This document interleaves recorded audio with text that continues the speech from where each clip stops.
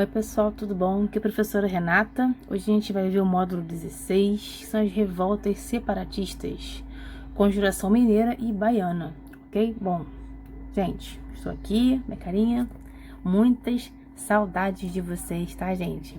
Espero que vocês estejam bem, tá?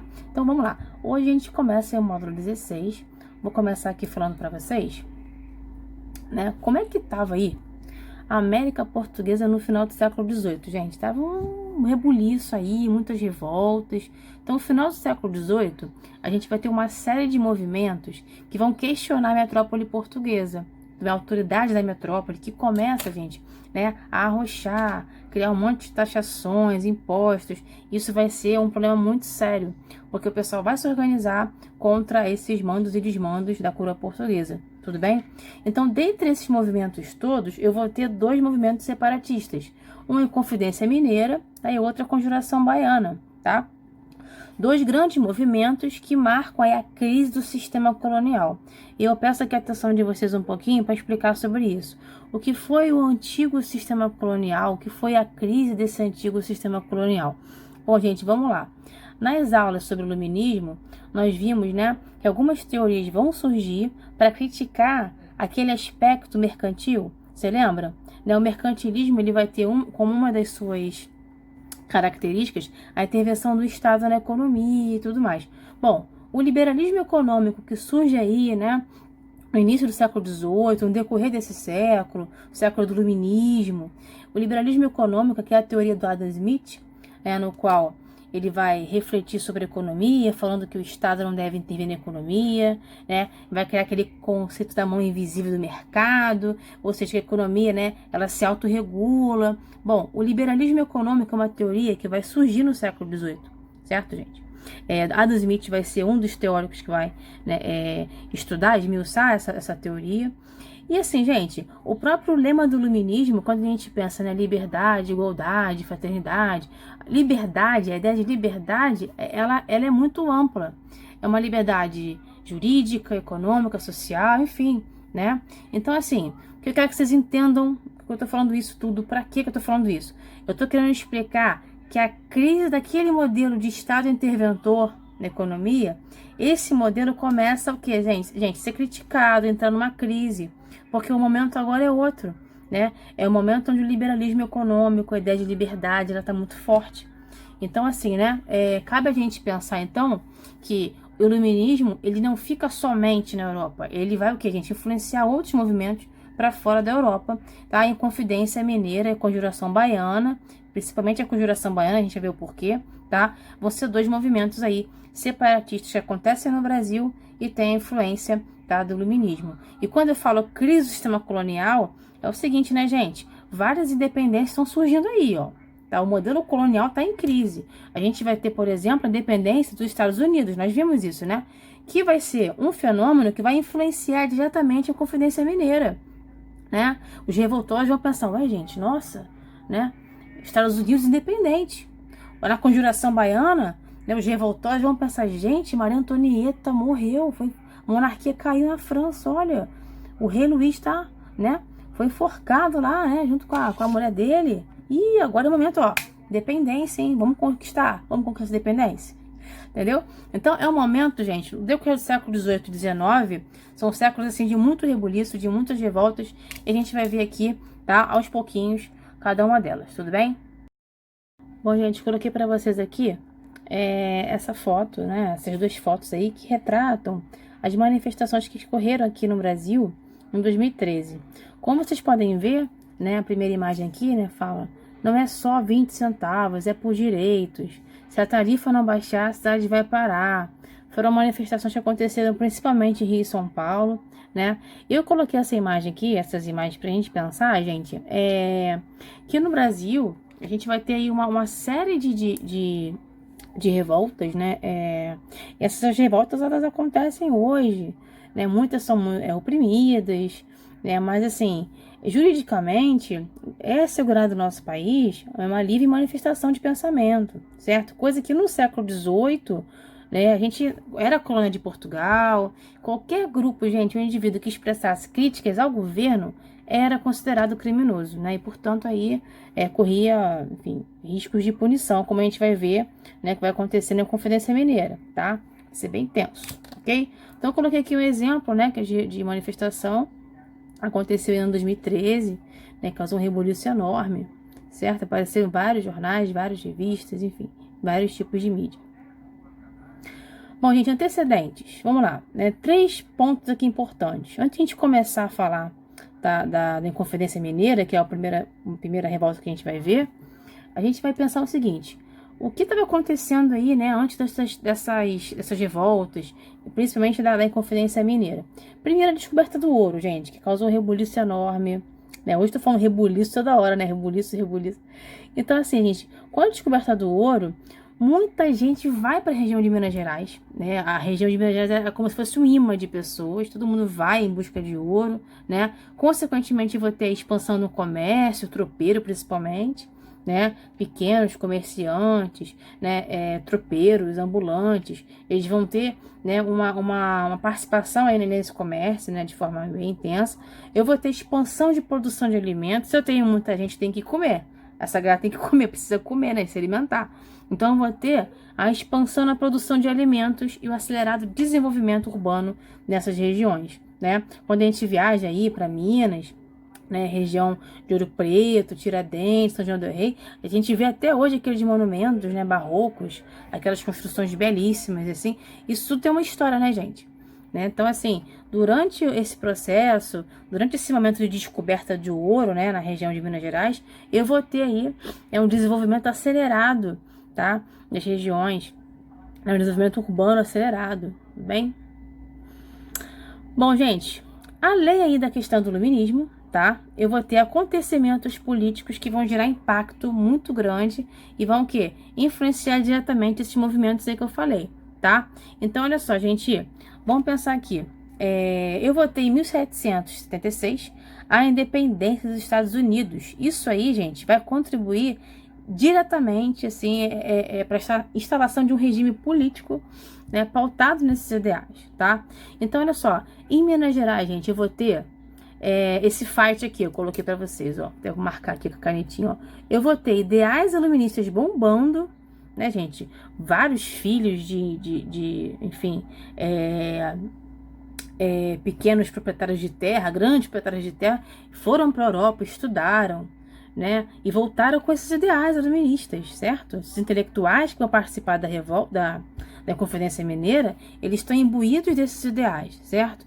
Então, olha só, gente, eu vou ter ideais iluministas, certo? Versus taxações, impostos, certo? Então, olha só, gente, a coroa portuguesa, para controlar o comércio do ouro, ela vai criar uma série de impostos e isso vai desagradar muito, muito, muito.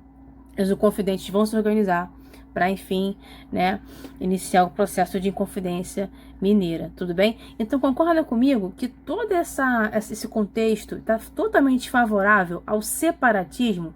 Gente, Minas vai querer se separar, vai querer independência. Isso está na bandeira de Minas Gerais, né? Libertar que será também. Liberdade ainda que tardia, certo? Bom, a Conjuração Mineira, ou Inconfidência Mineira, é o nome dado a um conjunto de eventos ocorridos em Minas Gerais. Em 1789, olha só que ano emblemático, hein, gente? Ano de quê?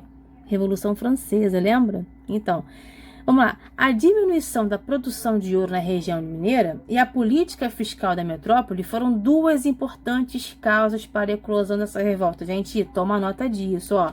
Quais foram as duas importantes causas para que eu tivesse uma revolta em Minas Gerais? Primeiro, a diminuição da produção do ouro, marca aí no seu caderno, tá? Na região mineira. E a política fiscal da metrópole. Gente, o que é isso aqui, ó? Imposto. Né, gente? Imposto. Você criança não paga imposto? Paga. Paga sim. Você não sabe, mas paga. Seus pais principalmente, né, gente? Muitos impostos. Tem que pagar imposto, tem que pagar conta. Gente, criação de impostos vai gerar revolta nessa galera. Principalmente impostos atrasados, tá? Então, vamos lá. No final do século XVIII, o ouro, né, e consequentemente a elite mineradora vão entrar numa decadência. Então, eu vou ter nesse momento, gente, um cara chamado Marquês de Pombal, né, que é um déspota esclarecido, né, um líder que vai respeitar aí, né, a Constituição, vai propor uma série de reformas urbanas, enfim. Marquês de Pombal, Ele vai ser ministro do rei nessa época e vai criar tributações como a derrama, gente. Aí ferrou de vez. Eu já tinha o quinto. O que era o quinto? Era o imposto sobre o ouro, tá? O quinto é o imposto que estabelecia o seguinte: 20% de todo o ouro extraído da colônia pertence a Portugal. E aí, gente, em 1734, vai ter uma nova lei que vai determinar o seguinte: olha só, vamos cobrar esses impostos aí atrasados, tá? Então, a cobrança forçada dos quintos atrasados, gente. Galera, os mineiros vão pirar, assim, não vão aceitar isso, não. E aí é um fator predominante, né, para a eclosão da revolta, tudo bem? Então, isso é bem importante. É bem importante você frisar aqui esses dois pontos, tá? Essas duas causas aí, para a eclosão da revolta, tudo bem? Bom, coloquei aqui para vocês, tá, gente? A bandeira que simboliza aí, né, a Inconfidência Mineira, esse triângulo vermelho escrito liberdade, ainda que tardia. Agora, liberdade para quem? Vamos pensar aqui, gente. Agora é uma questão bem importante. Quando a gente estuda o iluminismo, né, quando a gente estuda esses ideais iluministas, a gente sempre pensa liberdade, igualdade, né, fraternidade. Ok. Só que na pauta dos Inconfidentes não existia nada ligado à escravidão. Então, sobre a questão da escravidão, os Inconfidentes não tinham projeto, não tinham a pauta. Vamos falar de escravidão? Não. Então, assim, liberdade para quem, né? Essa é a questão. É importante que você veja, analise essa problemática, tá, gente? E vincule a Inconfidência Mineira a um projeto elitista, tá? Eu tenho que falar que a Inconfidência, tem que afirmar, tem que entender o porquê que a Inconfidência é um movimento de uma elite intelectual, tá? E eu coloco para vocês aqui, por quê, professor? O que é intelectual elitista? Porque não pensa um projeto de liberdade para o escravo, né? Que é escravizado aí já durante um bom tempo. Então, eu não tenho uma preocupação com a escravidão. Então, professor, liberdade, né? Iluminismo, mas e os escravos, né? Vão continuar sendo escravos? Então, a Inconfidência Mineira, eu falo, né? Ela vai beber aí, vai se influenciar de um liberalismo? Vai. É um liberalismo moderado, certo, gente? Então, é muito importante que você, enfim, né? Se atenha a isso, tá? Então, os Inconfidentes vão chegar a definir até mesmo uma nova bandeira para o Brasil, que é essa bandeira aí, né? Vai ser composta aí por um triângulo vermelho no fundo branco, escrito Liberdade, que é a liberdade ainda que tardia. Eu coloquei aqui para reflexão mesmo, tá? Liberdade que tardia. Agora, considerando essa discussão aqui, para quem, né, gente? Para quem? Ok? Então, se atenha a isso aí. É um debate muito importante para a gente comparar a Inconfidência Mineira com a Conjuração Baiana, tá? Tem um quezinho aí bem importante para a gente fazer aí uma reflexão, uma comparação, ok? Bom, gente, vou começar aqui colocando uma datinha para vocês nesse quadro aqui. 21 de abril. É feriado, professor, é feriado. Feriado de quê? Tiradentes, né? Tiradentes, o dentista que foi enforcado, né? Acusado aí de traição. Enfim, vamos pensar aqui agora, gente, tá? A gente sabe que, efetivamente, a Inconfidência não vai acontecer porque houve uma traição de um homem, de uma série de pessoas, não se sabe. Foi atribuído aí, né? É mais famoso, né? Esse cara é conhecido demais, Joaquim Silvério dos Reis, que era inconfidente, tinha muitas dívidas, chegou assim, cura portuguesa. Olha só, tem movimento aqui que tu quer entregar, tá? Vocês perdoam minhas dívidas se eu entregar o movimento? Vou trair meus parceiros, mas ó, tô aqui entregando de mão beijada, ó, tal dia, tal hora. Então o que acontece, gente? Ele vai trair o movimento, tá? Então assim, né, a Inconfidência ela não acontece porque a delação era premiada pela coroa. Então entregou, perdoa as dívidas, meu filho, vai lá, beijo. Então o que acontece, gente, né?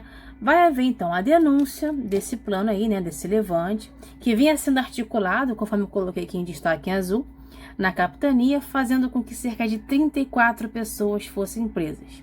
Dentre elas aí, a gente, né, tem o herói construído pela história, tá? Que é Joaquim da Silva Xavier, conhecido como Tiradentes, porque era dentista, tudo bem, gente? Militar da baixa patente, propagandista da conjuração, né? Então ele vai ser aí, né, enforcado, esquartejado, enfim. Bom, é importante a gente pensar, gente, a imagem do Tiradentes, né? Como é que a partir daí a gente vai ter uma construção histórica da imagem dele que vai ser relembrada lá na República, lá na frente, quando a monarquia entrar numa crise, né? Os militares vão o quê? Né? Construir a imagem de Tiradentes. A gente vai ver isso daqui a pouquinho, tá? Só para que você entenda que a ideia de herói, né, em torno do Tiradentes vai ser recuperada durante a proclamação da República, ok? Bom, coloquei aqui já para vocês, né? Militares transformaram Tiradentes em herói nacional. Então, o dia 21 de abril, o dia de Tiradentes, tornou-se feriado nacional em 1890, poucos meses após a proclamação da República. A data fazia parte de uma lista de dias comemorativos instituídos pelo governo provisório, chefiado aí pelo Marechal Deodoro da Fonseca. Então, reparem só, gente. Esse artigo aqui, ele mostra pra gente, né, que após a derrubada da monarquia, daquela crise, né, do Segundo Império, eu vou ter uma série de líderes republicanos com várias propostas políticas, né, e uma delas tinha lá a imagem de um herói nacional. Era importante o herói nacional ligado à república, não à monarquia, né? E aí pensaram aí, resgataram Tiradentes, né? Vou colocar aqui para vocês na próxima imagem. A gente vai ver aqui, né, como ele fosse um mártir, né? Tiradentes aí, um republicano, exaltado como um mártir do movimento republicano e tudo mais. Então, assim, né, a imagem de Tiradentes como herói, ela foi construída com a proclamação da República. Isso aqui é a título de curiosidade para você, né, ter essa informação. É muito importante. Quando a gente for chegar em República, eu vou relembrar isso, tá? Então, ó, bem importante aí você se ligar nisso, ok? Bom, gente, agora vamos aqui terminar, né, com Conjuração Baiana, que é o meu amorzinho de conjuração, tá? Porque, gente, foi uma conjuração não elitista, que contou com a participação de escravos, de ex-escravos, certo? E as pautas sociais são bem interessantes, contra desigualdade social, fome, opressão e restrições mercantis, tudo bem? Então, olha só, diferentemente da Inconfidência Mineira, que foi, né, organizada por um grupo de intelectuais de elite e que não vão ter na sua pauta, né, no projeto da Inconfidência, não vai ter uma discussão sobre a abolição da escravidão. Diferente da Inconfidência Mineira, a Conjuração Baiana, em 1798, ela vai lutar, né, contra aí, né, a escravidão, né? Vai lutar pelo fim da escravidão, certo? Então, a Conjuração Baiana, diferente da Inconfidência Mineira, é um movimento não elitista de camadas médias urbanas, certo? Então, é uma principal diferença aí, até para você compreender, fazer muitas questões que tratam sobre essas diferenças, tá? Entre os dois movimentos separatistas. Bom, vou ter aqui a influência direta da Revolução Francesa. O povo baiano vai lutar, né? Vai gritar liberdade, igualdade, fraternidade, certo? E aí a influência da Revolução Francesa a gente consegue perceber diretamente nesse processo, tá? Separatista aí, ok? Então, assim, o movimento mineiro tem muita influência da independência dos Estados Unidos. Já a Conjuração Baiana, ela tem muito mais influência da Revolução Francesa, vamos colocar assim, tá? Então, só para a gente entender aí as influências, certo? Causas, como eu já coloquei, né? Quais são as causas que levam à conjuração? Desigualdade social, fome, opressão, várias restrições, né, mercantis, que muitos comerciantes locais vão, enfim, sofrer. E eu vou ter essa foto, gente, né, que é, enfim, simbólica, de Lucas Dantas, Manuel Faustino, Luiz Gonzaga e João de Deus, tá? Que vão ser enforcados no Largo da Piedade, em 1799, né? Esses líderes aí da conjuração, pertencentes às classes mais pobres, certo? Eles vão ser aí enforcados, seus corpos vão ser esquartejados e pendurados em várias partes da cidade. Então, assim, gente, o que a gente consegue, enfim, aprender dessa conjuração baiana? Grande parte da população de baixa renda era negra. Então, assim, é latente essa questão, né, da desigualdade social, né? A gente vai ter aí essa população de origem africana, escravizada, né? E brancos livres e pardos também, pertencendo a uma outra fração da população, como as gegalis e tudo mais, ok, gente? Então, com isso a gente fecha o debate das revoluções separatistas, né? É importante que você veja esses dois grandes movimentos separatistas, né, como um marco aí, né, do sistema colonial, tá, de crise desse sistema colonial, certo? E pra gente fechar, aliás, quase fechando, que a gente vai ter um vídeo aqui ainda, que sempre tem um vídeo, né? Bom, gente, a Conjuração Baiana, ela foi divulgada, tá? Boca a boca, em panfletos, em folhetos de livros também. Então, eu vou ler pra vocês aqui um trechinho, tá? De um manuscrito aí afixado nas ruas aí de Salvador, tudo bem? Animai-vos, povo baiense, que está por chegar o tempo feliz de nossa liberdade. A palavra liberdade aqui, ó, até circular, ó.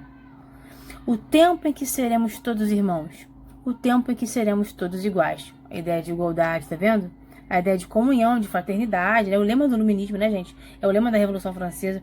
Então, esse aqui é um panfleto, né, que contou com a participação de 676 pessoas comprometidas com o movimento da Conjuração Baiana. Ok, gente? Então, é importante você, ó, sempre frisar aqui, tá? Eu sempre coloco para vocês, os ideais iluministas vão influenciar esses dois processos que eu falei para vocês. Tanto a Conjuração Mineira quanto a Conjuração Baiana, ok? Bom, gente, por fim, coloquei aqui para vocês, né? Sempre coloco, adoro colocar um videozinho, né? Coloquei aqui para vocês um videozinho que fala em Confidência Mineira. Eu vou colocar aqui algumas observações depois, tá? Só pra gente ficar aí, né, bem esclarecido em relação ao movimento, ok? Então, vamos analisar aqui. Beijinhos, até mais. A atividade econômica era a exploração e extração de metais preciosos.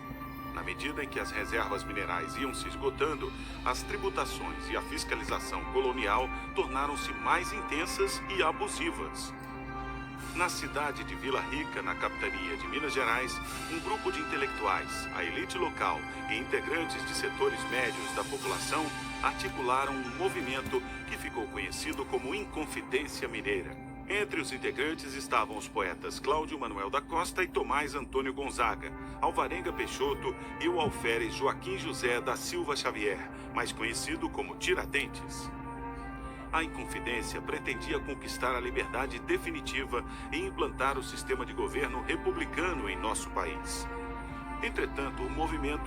Bom, a gente colocar uma pausa aqui. Bom, é importante que a gente entenda, tá, o movimento da Inconfidência a nível local, tá? Então, assim, quando a gente pensa o movimento da elite mineradora, a gente tem que pensar que eles buscavam uma ruptura, uma proposta, sim, republicana, né?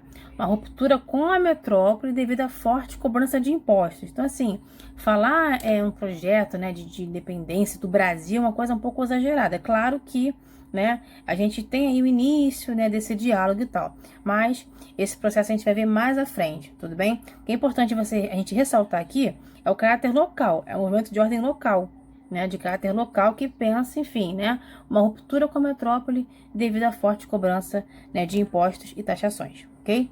Não aconteceu. Joaquim Silvério dos Reis delatou a conspiração em troca do perdão de suas dívidas.